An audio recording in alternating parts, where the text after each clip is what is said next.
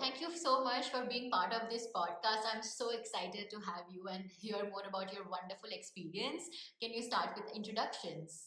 Yes, thank you very much for the invitation. By the way, it's a pleasure to start this conversation about education. My name is Cristian Fabbi. I'm director of the Fondazione Reggio Children. I was also in the past President of Reggio Children. I worked and I work in the UN environment since many years. I worked at UNESCO in the past and now for UNICEF in curriculum development in different countries, which is a very I feel very lucky in having this opportunity because it means to really meet and talk and learn from educators all over the world and get to know the different strategies and also the different meaning that education has in the different countries.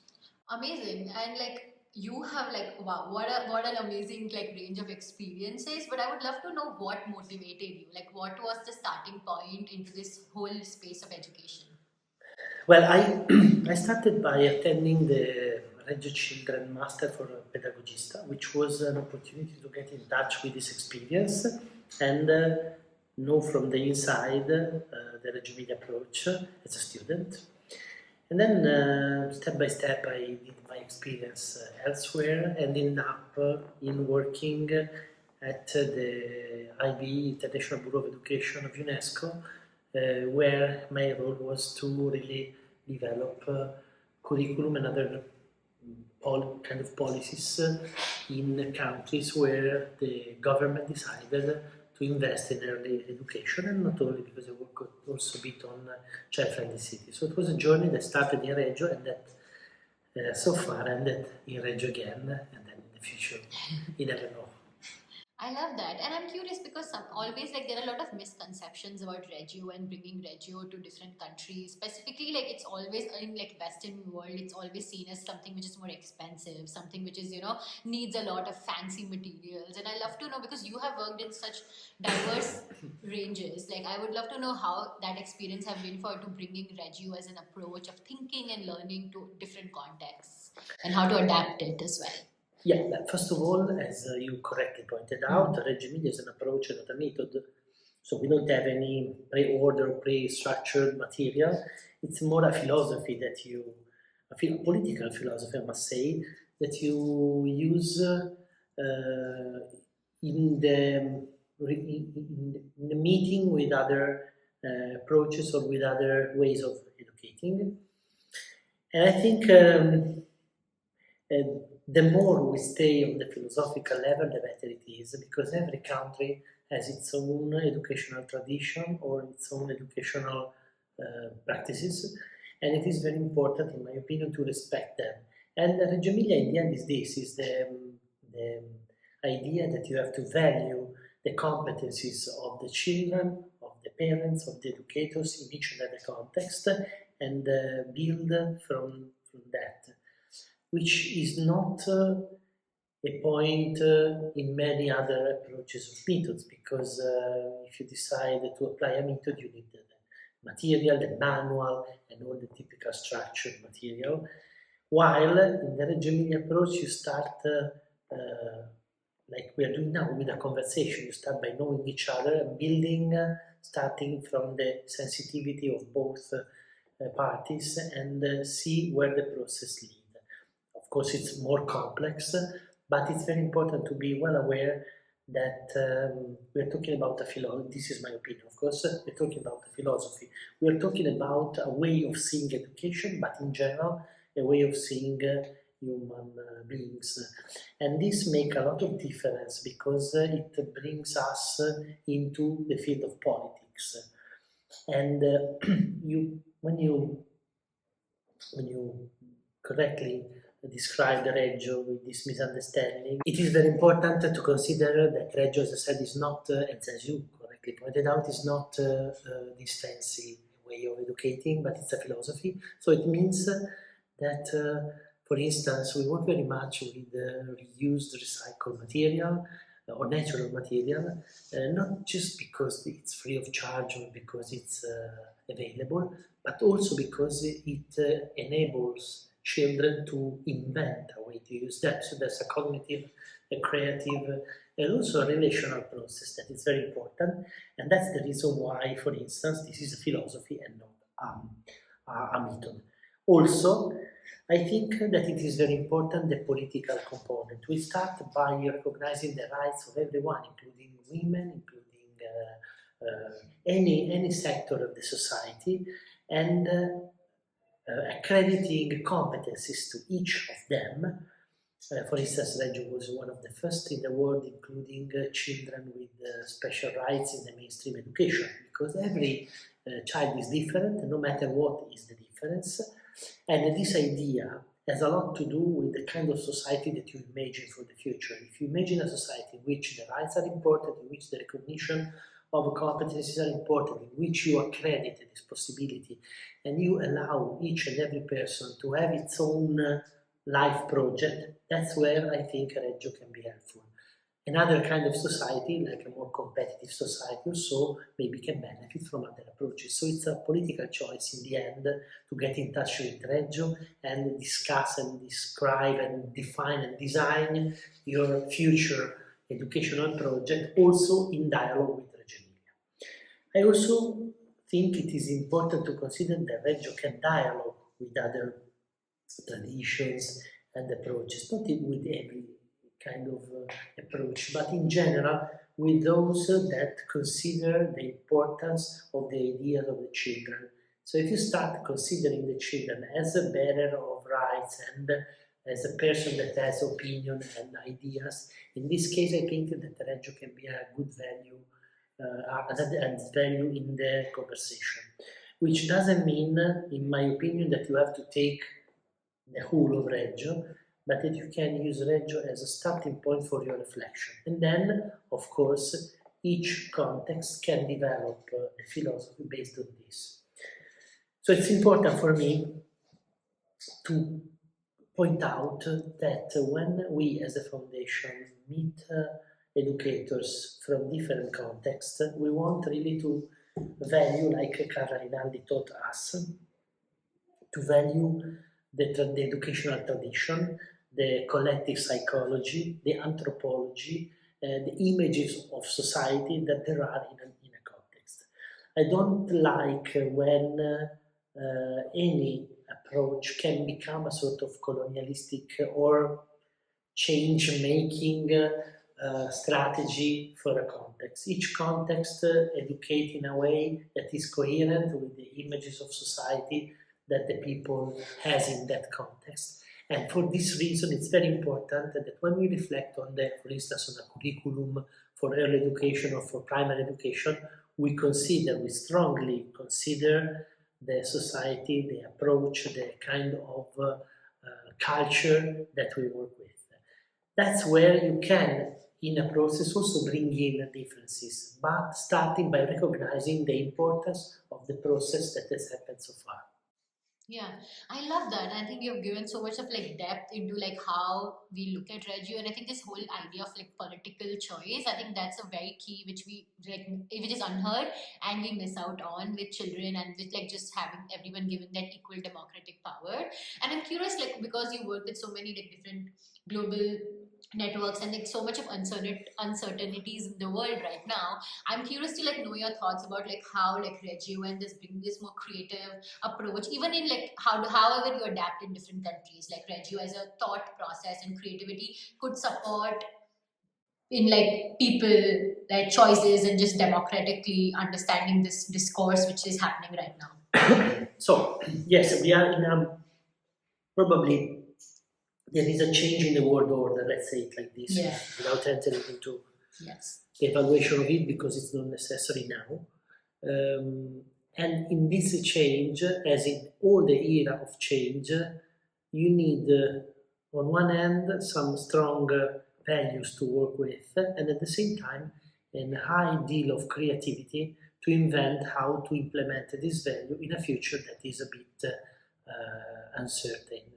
So, as I said, the value that we have, like children as bearer of rights, the accreditation to every person of the possibility to develop its own life project and so on, are all of the importance of dialogue as a way to to overcome differences and so on. It's something that we have to bring also in the near future, where probably there will be new ways of being human in this piece of land that spin around the sun. And it is important, it is very important to have clear in mind your values, because this helps you in understanding what's going to happen and how you can deal with it. An example, Reggio is a city that is considered, the Reggio approach is considered as an alternative approach. Alternative to what? Alternative to the Occidental way of educating. And in this very moment, the Occidental society is being discussed, is going to probably change in the near future, where many ways of living together will be probably available, let's say. And this is where probably this being alternative of Reggio can become a possibility, because you are not stuck into some kind of structured way of educating, like quantitative approaches, assessment and evaluation as the polar star, and so on. We are more into the field of creativity, giving children the possibility to express, working with art, which is fundamental for the brain, for the development of the personality. And all these elements are, in my opinion, cross-cultural. They happen in every culture in a different way. And that different way is what we call the 100 languages. It's the way in which every child expresses or design its own ideas in relationship with others. And this is the other key point that maybe for the future is interesting. The Occidental society is basically an individualistic one, where key is the success of you as a person. Other society has a more community-oriented way of thinking, which means that the success of a person is the success of a society. And in this regard, my personal opinion is that Reggio is very sensitive in a positive way, because Reggio is a way of thinking collectively, is a way of valuing collective intelligence and the way of working together. So in this regard, I think that Reggio might dialogue very well with different societies, and we have clues about it. The work that we've done in Africa in the last couple of years with our foundation taught us how coherent we can be with the local context, and also the huge space for development we have in relationship with our colleagues from Africa.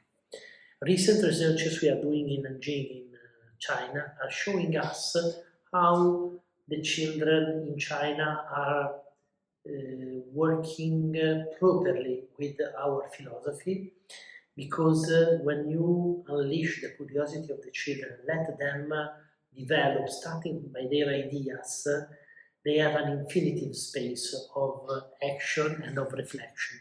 And this idea that we work on the hypothesis that the children develop instead of just teaching them, allow us to work basically in every kind of society. Of course, it is more difficult in the societies where rights are not an asset, or where rights are not completely recognized, but still I see even more space in that society, because as Carla Rinaldi, but also Loris Malaguzzi taught us, ours is a political role, and we have to play it also in the places where it's not easy. Like it was not easy after the Second World War in Italy, where the society was completely crashed after the war, and these women, especially the women, really built an approach that was very sympathetic with the local society, and at the same time it was a change maker in the meaning of bringing a way of living together. And in this regard, the idea of participation of parents is another point on which I think we can easily work with many societies globally. Yeah, that's amazing, and that's so interesting. And like you mentioned about different contexts, because I think that's also key with like research and innovation. Is like this is not something which can only be done in one specific context, but it is very diverse in its way of thinking and learning. And I'm curious to know about like your experiences with the educators who have kind of taken this in like China or in like Africa or in different parts of the world. Like how I mean have their perspective been when you introduce Reggio to them, and like what kind of like I mean challenges also, and also like what were the aha moments or what were the fun things which they saw when they brought Reggio to children, and they saw a difference in how they were interacting with the children too. Okay, so let me start by telling you something we were discussing these days about the project we are doing in China. We are working with a school, a cooperative school in Reggio and a public school in Nanjing to analyze the process of communication of the plants from the point of view of the children, which is a very complex topic that the children are absolutely comfortable in discussing. And we arrived at a point in which the children, China and in Italy, had to discuss between them the different discoveries, because when you make a research, you discover something. And we connected the children, but we didn't have the translator, or we have just a translator that was there. But immediately the children from China started to explain to the Italian children their discoveries about the communication of plants. The Italian children understood perfectly and replied without the barrier of the language, which is completely different. And this means that children have the capacity to create a communication that goes beyond the language, and the communication between the children was very high level, very deep, very contextualized. This is a research that we're going to continue because it's so important also in this field of, this is not comparative education, because we are not comparing two education systems.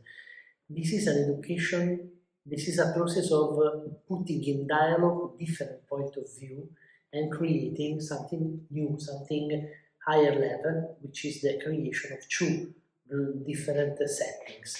And it was really impressive to see how they could communicate to each other while we didn't understand the other language. The children were absolutely communicating, showing each other the different drawings, the different logic of the functioning of the plants, and they understood each other very well, because after the call, each part discussed with the children and understood really exactly what the other children did. So this is a very important information for us. Very often we end up stuck into things like, okay, they don't speak the same language. This is not a problem for the children at the age of 3. This is not a problem at all. But this idea of getting, of being open to surprise is something that that should continue to support our work. We have worked in Kenya in June last year in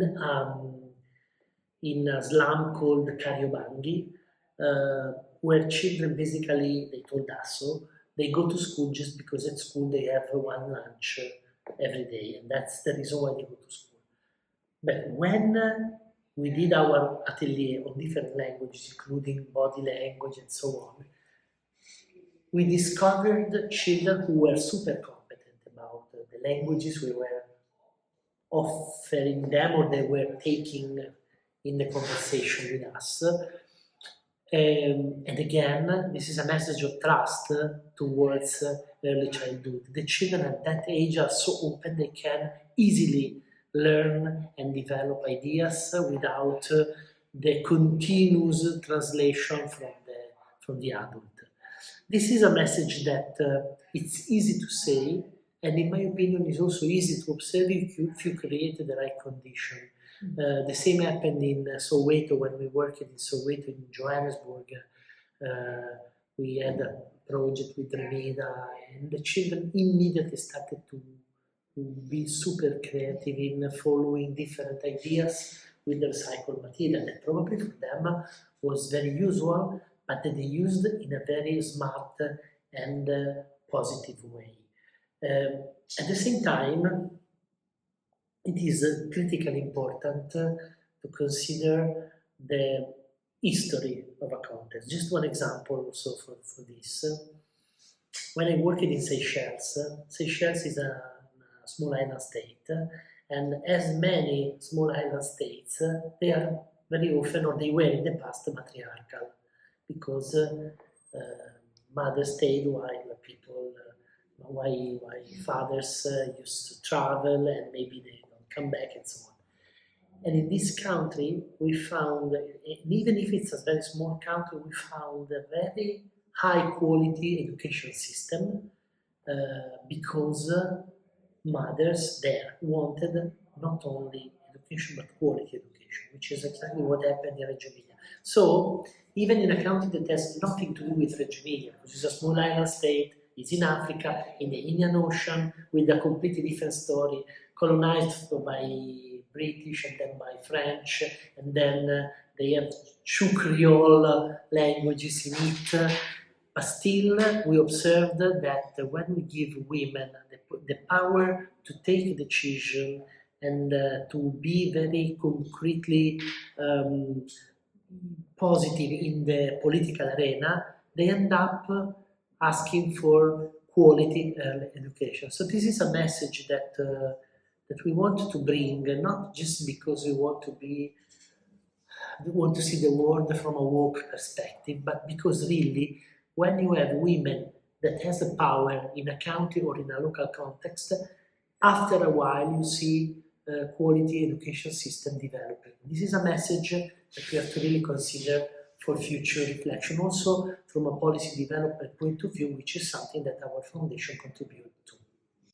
That's beautiful, and I think this whole idea of like women and the whole idea of like expressive languages without thinking, because I think the world is so like stuck with like numbers and academics and like, oh, how are you kind of getting math numbers or science numbers or English literacy, it's just like so much we are stuck with these grid systems.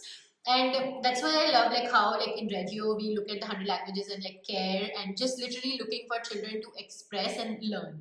And I think that is also very serious learning. And as you were sharing about like how children are like sharing their ideas, I'm curious, like how have you had these navigations with other new people who think like, oh, how are you testing scores, like, or how are you bringing this with like Reggio as a pedagogy? Like, have you had that kind of challenges and tensions, and like how did you like navigate, like why? I mean, you have so many examples to share, obviously, with why children learn this way. So, yeah, of course,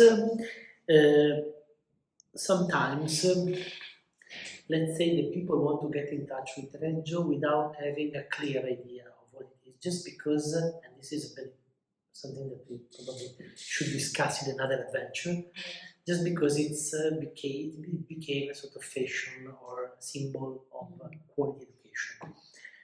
And because very often they enter into this Occidental view that I want the best for my child, or I want, like some politicians tell us, I want a new generation of leaders. If you have only leaders in a country, you have the country stuck and you cannot even move a single staff. So it is what we like to say is that we want to contribute to develop good citizens or good people, let's say, and not leaders or successful people. Every child, every person has its own life project, which doesn't mean necessarily to be a leader or to be a boss or to be I don't know what.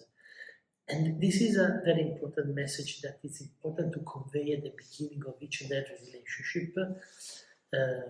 Also because, as I said, it's very Occidental to think that way. I mean, many countries in Africa, they don't care about growing leaders. They care about growing good people that can live properly in a community. They don't have final exams after the school. The final exam is how you behave in your society or in your community.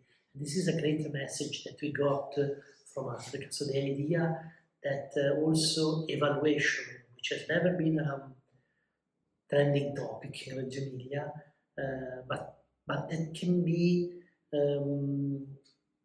reinterpreted from a community point of view. So you are your school has been successful if it has created for you the condition to be part of your community. Whatever your community means, because your community should not be your village necessarily. It can be also another place in the world, or I don't know. But the fact that you are able to stay properly together in a respectful way and also in a pleasant way with other people, it's already a success for the school. Then we have also to consider that in a world in which the information is easily available, because if I Google, if I use any AI tool, I can get very straight and precise information. What we should be able to do is to have a project about these informations, to know what to do with this information. And that's where I say that Reggio as a philosophy is very successful, because in the end, what we do is to start by the curiosity, interest, and ideas of the children and develop the project starting by that, which is exactly that process that no machine can do for you. But then, through the machine, you can find the information and so on. So it's more on a human level, the kind of contribution that Reggio can give to education. And in this regard, it is very important to explain it to politicians who want to start the process, or education leaders who want to work on quality, that our focus is on the society, on the community, on the political level, and not on the individual level.